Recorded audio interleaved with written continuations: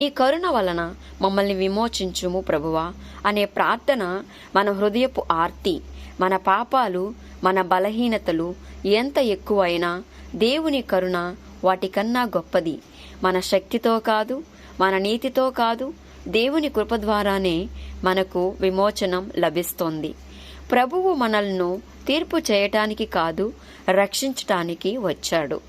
మనం ఆయన వైపు తిరిగితే చాలు, పశ్చాత్తాపంతో ఆయనను పిలిస్తే చాలు, ఆయన కరుణ మన జీవితాలను కొత్తగా చేస్తుంది.